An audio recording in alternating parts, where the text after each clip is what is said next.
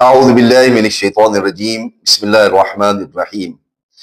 कुर्बानी का गोश्त क्या 3 दिन से पहले या 3 दिन तक ख़त्म हो जाना चाहिए या 3 दिन से ज़्यादा भी आप इस्तेमाल कर सकते हैं, घर में रख सकते हैं? जनाब मोहम्मद बिन मुस्लिम ने सवाल किया हज़रत इमाम मोहम्मद बाक़िर अलैहिस्सलाम से कि मौला ये इरशाद फरमाएं, क्या कुर्बानी का गोश्त 3 दिन तक इस्तेमाल कर सकते हैं या इससे ज्यादा हम जमा करके घरों में भी रख सकते हैं?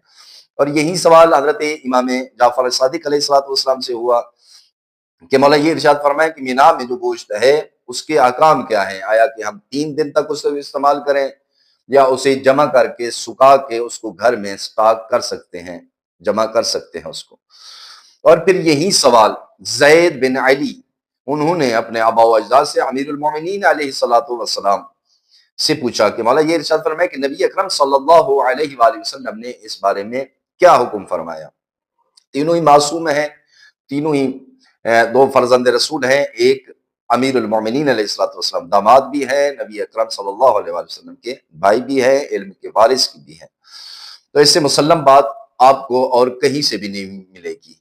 तो मौला अमीरुल मोमिनीन अली इब्न अबी तालिब अलैहिस्सलातु वस्सलाम इरशाद फरमाते हैं कि नबी अकरम सल्लल्लाहु अलैहि वसल्लम ने पहले 3 काम कहा कि इसको जायज नहीं करार दिया था, और फिर वो 3 काम नबी अकरम ने कहा कि ये 3 काम खुद करो और दूसरों को भी बताओ। अब ये जायज है, सवाब है, इसी में ही फजीलत है। सबसे पहला काम फरमाया कि कब्रों पर जाना मना फरमाया, फिर खुद इरशाद फरमाया कि आप कब्रों पर जाओ, कब्रों पर जाना सवाब है, उनके वसीले से दुआ मांगना अल्लाह जो है ना ये कबूलियत दुआ की अलामत है।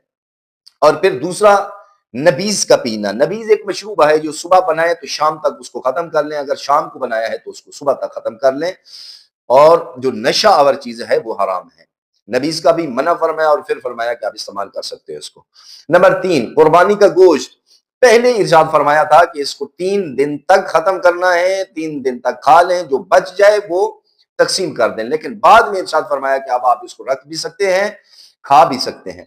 जब हजरत इमाम मोहम्मद बाकिर अलैहिस्सलाम और हजरत इमाम जाफर सादिक अलैहिस्सलाम से इसकी वजह पूछी गई कि मौला इसकी वजह क्या है, तो मासूम फरमाते हैं चूंकि इब्तदाई दिनों में मुसलमानों के, मोमिनों के हालात बहुत खराब थे, माली हालात तंग दस्त थे, गरीब ज्यादा थे, मुफलिस थे। फरमाया जो लोग भी कुर्बानियां करते थे उनके लिए हुक्म था कि 3 दिन के अंदर अंदर ये खाएं, जो बच जाए वो आगे तकसीम करें, ताकि ये गोश्त चलते चलते आगे गुरबा तक पहुंचे, मसाकीन तक पहुंचे, और बाकी लोग भी जो मुसलमान हैं वो इससे इस्तेफादा हासिल करें। और जब फिर मुसलमान साहिब सरवत हो गए, मालदार हो गए, कुर्बानियां ज्यादा होने लगी, तो उस वक्त नबी अकरम सल्लल्लाहु अलैहि वसल्लम ने फरमाया कि आप कोई हर्ज नहीं है, आप 3 दिन तक खाएं, इसको खत्म करें, 3 दिन के बाद तक इसको जो है ना बाकी रखें, या जो भी जिस तरह आपकी मर्जी चाहे आप इसको इस्तेमाल कर सकते हैं। ये जायज और दुरुस्त करार दिया है। लेकिन एक बात याद रखना, वो एक है ना लतीफा किसी बंदे का कि एक बंदा जन्नत में चला गया, तो जन्नत में पुल सिरात कयामत वाले दिन खड़ा है, पुल सिरात से गुजरना है, तो उसकी सवारी आई, तो उसकी सवारी की एक टांग नहीं थी, 3 टांगों पे चल रहा था, लंगड़ा रहा था।